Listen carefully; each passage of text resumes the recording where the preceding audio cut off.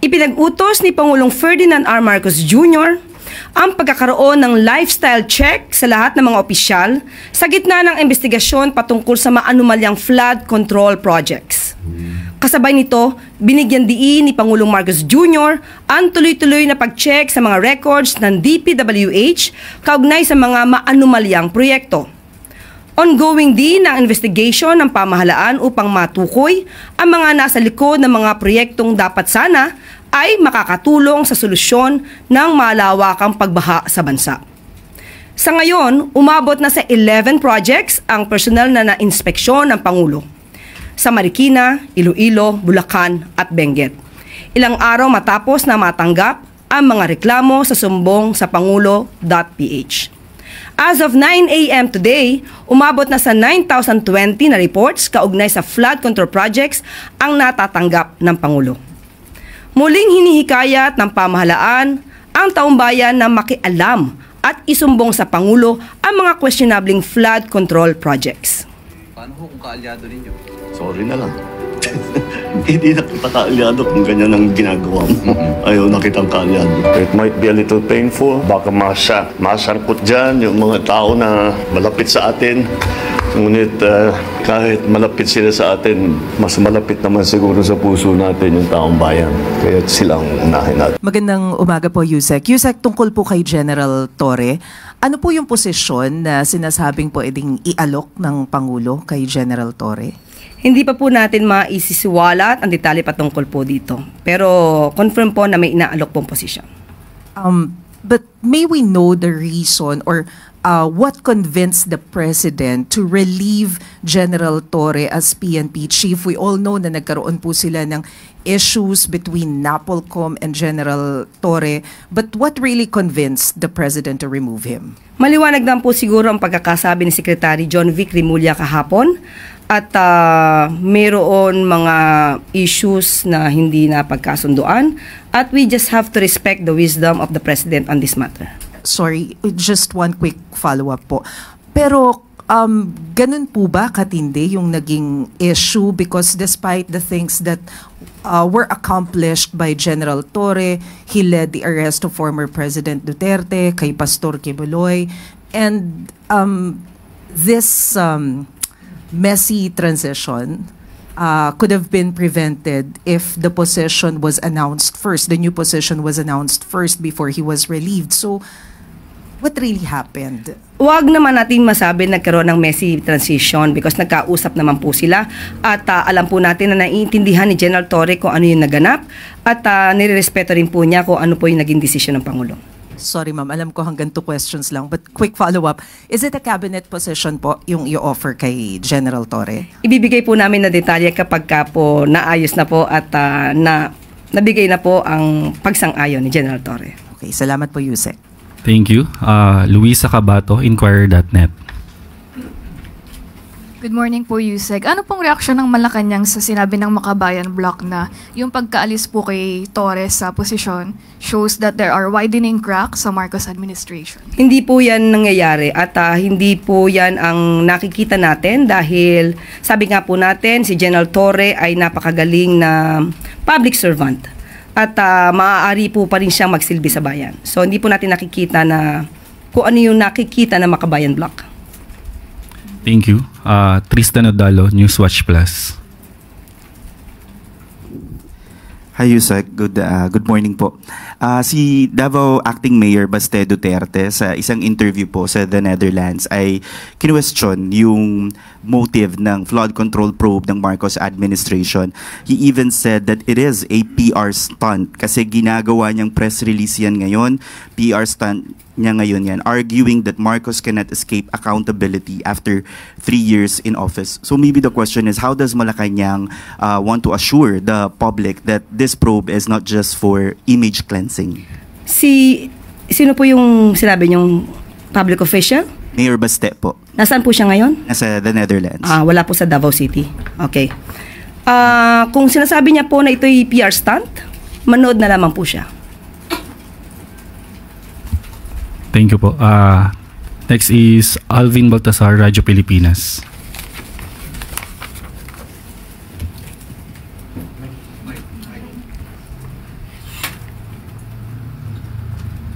Yusek, good morning po. Yusek, meron po ba tayong timeline para masampahan na finally ng kaso yung mga taong involved dito sa flood control project sa Anomaly? Para makapag-request na rin tayo ng whole departure order kung sakasakali man doon sa mga taong sangkot at hindi makalabas ng bansa. Sa ginagawa pong pag-iimbestiga ng Pangulo dito, ito naman po ay hudyat na rin po para sa mga ibang government agencies like COA, BIR, LGUs, Bureau of Customs, na magkaroon po ng pag-iimbestiga rito. Maraming po tayo nakikita na maraming nagkakaroon ng luxury cars. Malamang ay dapat makita rin po ito ng BOC kung ito po ba ay bayad sa mga taxes na required. At sa mga LGUs po, kung makikita po natin na itong mga contractors na to, mga kontratista na to ay napakalaki ng mga proyekto at malaki ang kanilang kinikita. Tingnan po nila kung ito po ay naaayon din sa mga mayor's permit or business permit na kanilang binabayaran sa LGUs. Pati po sa BIR. So, ito po yung pag-iimbestiga ng Pangulo ay hudyat sa bawat ahensya na gawin din nila ang kanilang trabaho upang mag-imbestiga patungkol dito. Follow up po, Sir Ivan Mayrina, GMA. Yusek, related po doon sa binanggit ninyo in opening this briefing. You said that the President ordered a lifestyle check amid investigation. Can you tell us more about this? Sino ho ang saklaw nitong lifestyle check na ito? Unang-una po, hindi po natin makakaila na mayroong mga DPWH officials na sinasabing involved at malamang ay magsimula sila doon. So far, ang nababanggit na ho ng Pangulo, mga kontrata, mga contractors, of course, officers or officials of the Department of Public Works and Highways.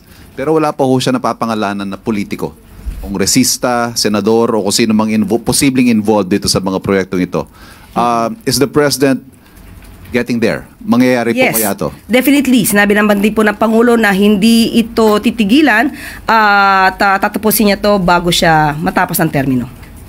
Panghuli po, nabanggit ng Pangulo mismo sa kanyang bibig nanggaling, I am getting very angry with what I'm discovering about all these flood control projects. Ano hong ibig sabihin kaya nito? What can the public expect to come out of this anger?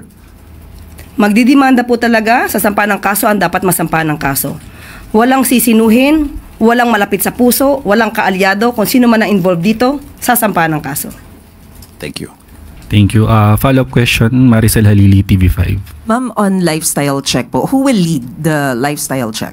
Sa bawat ahensya, meron naman po na pwedeng magkaroon ng lifestyle check. Ang ombudsman pwedeng mag-initiate. Ang BIR pwedeng mag-inspect, magkaroon ng lifestyle check. Sa bawat ahensya na may sakop sa kanya, DPWH, pwede rin po. So yun po, kung sino po yung may ahensya na dapat magkaroon ng pag-lifestyle check, gawin po nila. Although magsisimula po sa DPWH, pero will this cover all departments po under executive? Lahat na may involved patungkol muna sa flood control projects na maanomalya. Salamat po. Thank you. One last follow-up, Alexis Romero. Yusek, so it will cover everyone. But given na may mga nagsasabing yung corruption is deeply entrenched within the bureaucracy, how do we ensure the independence of such investigations considering ang sabi ninyo, each agency will conduct its own? Nagsalita na po kasi ang Pangulo. So dapat ang bawat ahensya ay tumupad sa kanilang tungkulin. Asahan po natin dapat at bigyan po din natin sila ng karampatang tiwala. At kapag pinakita din tayong anomalya sa kanilang pag-iimbestiga, magiging questionable rin po ang kanilang pagtatrabaho at malamang masama rin sila sa pag-iimbestiga. So you can guarantee that this will be independent and it will not be partisan? Definitely.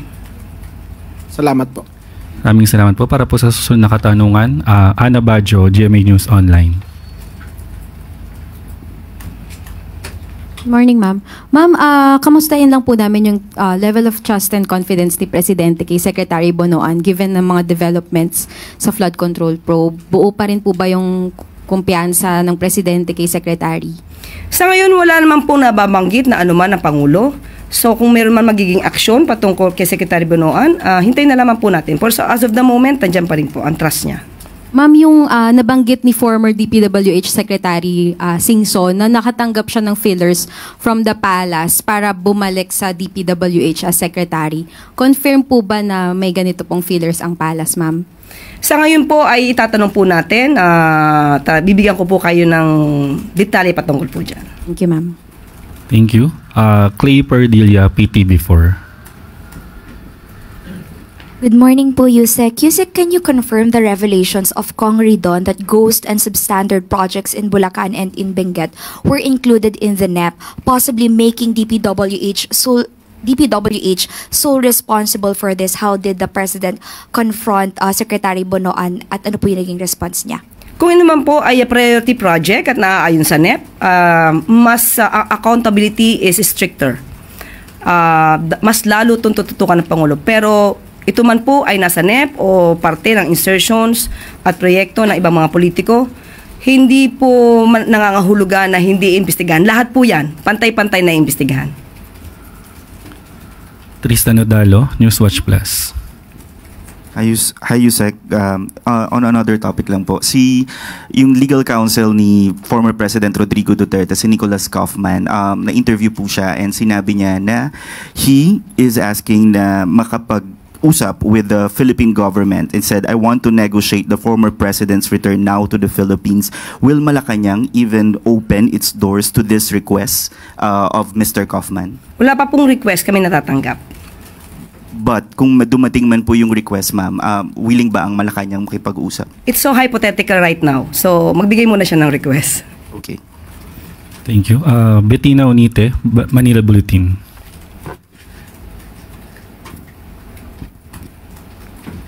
Good morning po, Yusek. May we get the palace reaction lang po on the call of Tindig Kalikasan to also include yung mga provincial officials po ng Bulacan on the investigation of failed flood control projects sa probinsya po. Thank you. Lahat po ng kasabwat, ayon naman po sa Pangulong Marcos Jr., lahat ng kasabwat, lahat na may kinalaman at lahat na nakipag-conspire sa ganitong klase maanumalyang flood control projects, lahat po yan ay kasama sa pag-iimbestiga. Ivy Reyes, Bilyonaryo. Good morning po, Yusek. DPWH Department Order 148 amends the responsibilities of key officials and Undersecretary Roberto Bernardo is out of the list. Wala rin po siya sa official directory ng DPWH. Can we confirm po if he's still with the DPWH? As of now, on medical leave siya. Yun pa lang yung update natin. Thank you po. Follow-up na lang din po. Yun pong contractor sa Benguet rock netting project at rockshed project ay dating tumakbo po under Partido Federal. May comment po ba ang palace on this? Kaalyado o hindi kaalyado, kung sila po ay kasangkot sa maanumalyang project, paiimbestigahan din po yan.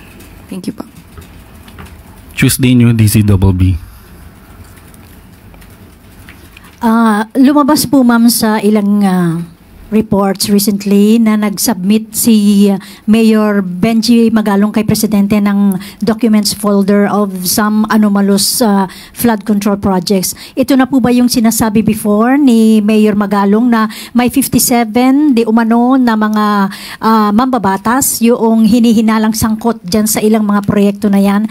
At kung sakali, ma'am, na kay Presidente na at pinag-aaralan na yan, ipapatawag ba niya for a one-on-one meeting si Mayor Magalong para malinawan yung mga dokumento na yan?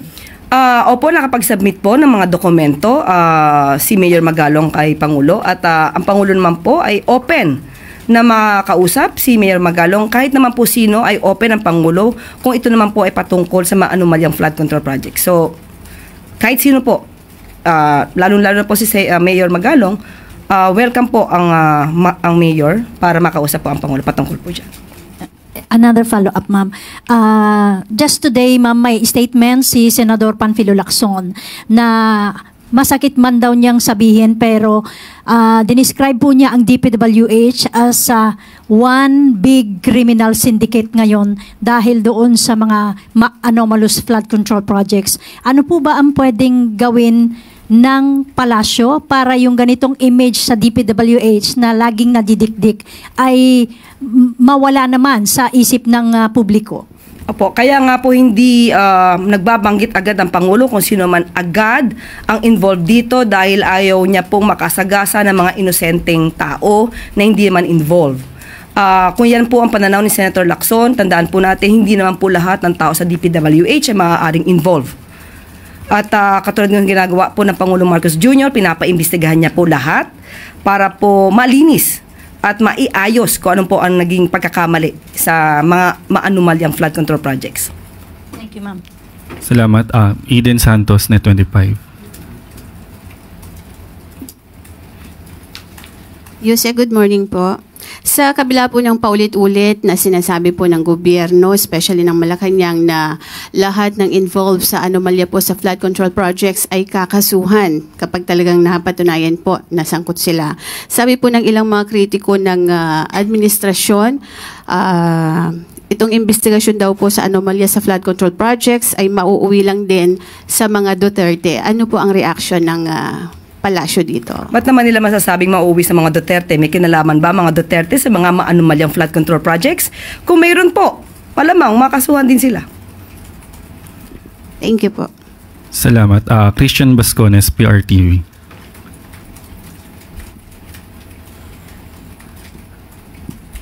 Yusek, reaction lang po ng palasyo sa sinabi ni Senator Ping Lacson na malaki ang posibilidad na may powerful contractor behind the attempted bribe sa Batangas congressman at mismong si Representative Leviste ang nagsuggest na ang DPWH engineer na nagtangkang manuhol ay siyang dapat tumestigo o maging state witness sa korupsyon sa flood control projects.